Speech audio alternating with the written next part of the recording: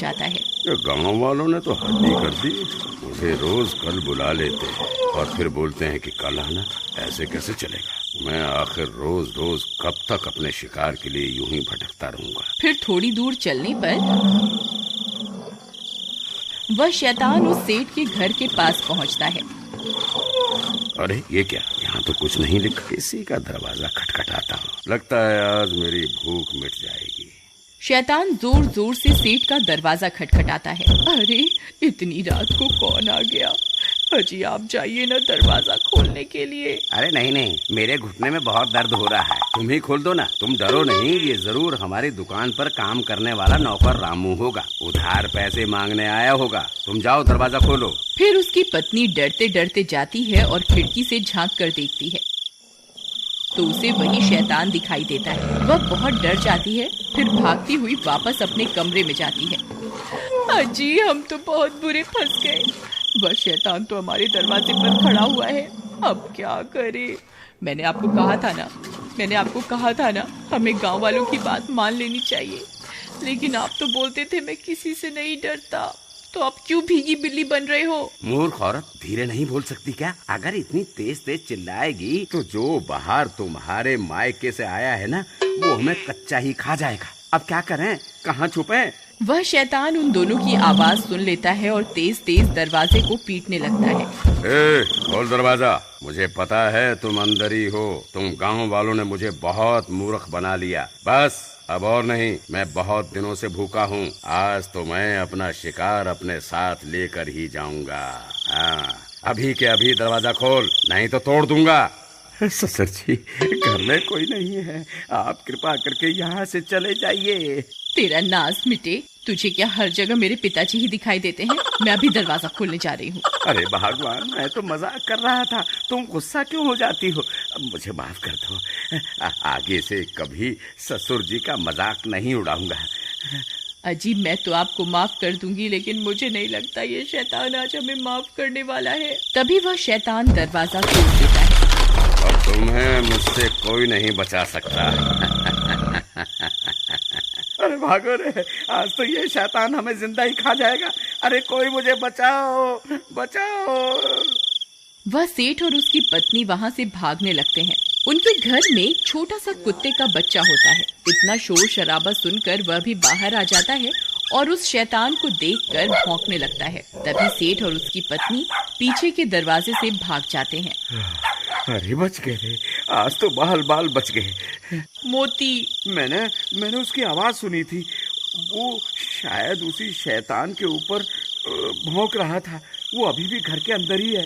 मैं वापस अंदर जा रही हूँ अपने मोती को बचाने के लिए। तुम्हारा दिमाग खराब तो नहीं हो गया? तुम्हें क्या लगता है मैं एक कुत्ते को बचाने के लिए घर के अंदर जाऊंगा? नहीं नहीं, मूर्ख मत बनो और जल्दी चलो यहाँ से, वो शैतान कभी भी यहाँ आ सकता है। आपको जाना है तो जाइए, मैं वापस अंदर जा रही हूँ अपने मोती को बचाने के लिए। अरे तुम पागल हो गई हो क्या? वापस आ जाओ, बेवकूफी मत करो। लेकिन उसकी पत्नी अपने पति की बात को अनसुना कर देती है और घर के अंदर घुस जाती है। मोती उस शैतान को भौंक रहा होता है। नहीं नहीं मोती, पीछे आ जाओ, हमें अभी यहाँ से निकलना है। हे भगवान, अब मैं क्या करूँ? तभी मोती उस शैतान पर हमला करने के लिए आगे बढ़ जाता है। नहीं मोती, ऐसा मत करो, वापस आ जाओ मोती। फिर उसे बचाने के लिए उसकी पत्नी भी शैतान की तरफ दौड़ पड़ती है और अपने कुत्ते को बचाने के चक्कर में उस शैतान के चंगुल में फंस जाती है।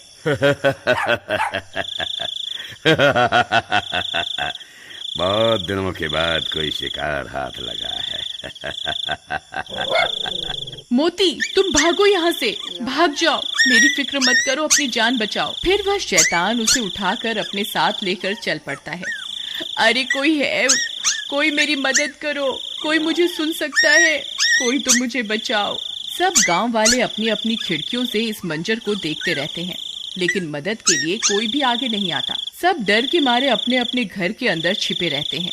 लेकिन उसका कुत्ता मोती रात भर उस शैतान का पीछा करता रहता है। फिर थोड़ी देर में वह शैतान अपनी गुफा में पहुंच जाता है और सुषमा को कैद कर देता है। चिल्ला मत, बस थोड़ा सा इंतजार और कर ले, मैं आग जला लूं, फिर तुझे उस आग में पका कर खाऊंगा। तभी उसका कुत्ता मोती भी उस शैतान का पीछा करते करते वहां पहुंच जाता है। अरे मोती, तुम यहाँ क्यों आ गए? तुम यहाँ से चले जाओ, नहीं तो ये तुम्हें भी खा जाएगा। लेकिन मोती वहीं बैठ जाता है और उसके लाख बोलने के बाद भी वहां से नहीं जाता। मोती, काश इंसान भी तेरी तरह वफादार होता तो कोई ना कोई मुझे यहाँ बचाने के लिए जरूर आ जाता। अरे कोई मेरी मदद करो, हाय मेरी पत्नी को वो शैतान उठाकर ले गया, कोई मेरी मदद करो। तुम्हारी कोई क्या मदद करेगा भाई, जब तुमने खुद अपनी पत्नी की मदद नहीं करी। काश तुमने अपनी पत्नी को बचाने की कोशिश की होती तो तुम्हारी हिम्मत देखकर हम भी तुम्हारी मदद करने आते। भाई मुझसे बहुत बड़ी गलती हो गई, कृपा करके मेरी मदद करो। लेकिन अब हम क्या कर सकते हैं, ना जाने वो शैतान तुम्हारी पत्नी को कहाँ लेकर गया होगा। भाई वो इसी जंगल की तरफ गया है, चलो हम सब उसका पीछा करते हैं। तुम पागल हो गए हो क्या भाई? तुम्हें पता भी है ये जंगल कितना बड़ा है, हैं?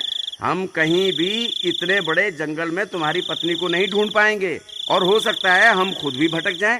नहीं नहीं भाई नहीं, हम तुम्हारी कोई मदद नहीं कर पाएंगे। ठीक है, गलती मुझसे हुई है तो मैं ही इसको सुधारूंगा। अगर तुम मेरे साथ नहीं चलना चाहते तो मत चलो, मैं अकेला ही अपनी पत्नी को उस शैतान से छुड़वाने जाऊंगा। इतना बोलकर वह सेठ जंगल की ओर चल देता है। मोती, तू यहाँ से चला जा, तू मेरी कोई मदद नहीं कर पाएगा, ये शैतान आता ही होगा। अगर गांव वाले यहाँ होते तो जरूर मेरी जान बच सकती थी। फिर मोती सुषमा की तरफ देखता है और पलटकर वहां से भाग जाता है। सुषमा भी मोती को भागता देख खुश हो जाती है।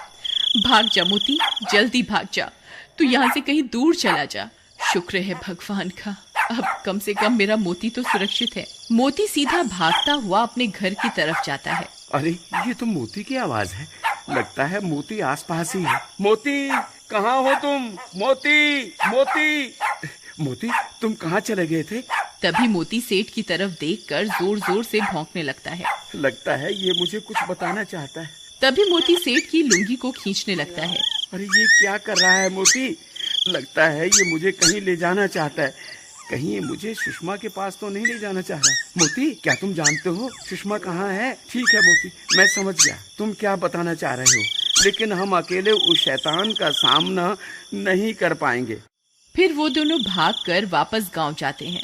अरे भाइयों, जब वो शैतान सुषमा को उठा कर ले जा रहा था तब मोती ने उसका पीछा किया था। अब ये जानता है कि सुषमा कहाँ है।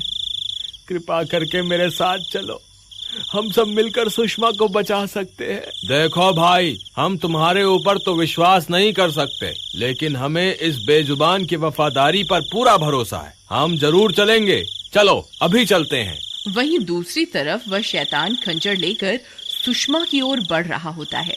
हे ऊपर वाले, अब बस तेरा ही आसरा है, हो सके तो किसी को मेरी मदद के लिए भेज दो। तभी उसे मोती के भौंकने की आवाजें आने लगती हैं। वह शैतान भी हैरान परेशान हो जाता है। अरे मर गए रे, ये इतने सारे लोग कहाँ से आ गए?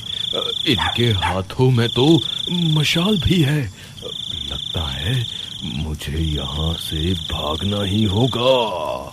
हे ऊपर वाले, तेरा लाख लाख शुक्र है, तूने मेरी सुन ली। तभी सब गांव वाले हाथों में मशाल लेकर वहां पहुंच जाते हैं।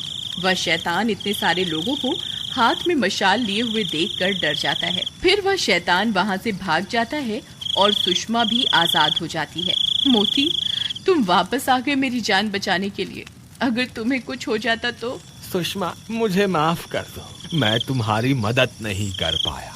एक बार फिर इस बेजुबान ने साबित कर दिया कि ये इंसान से भी ज्यादा वफादार है।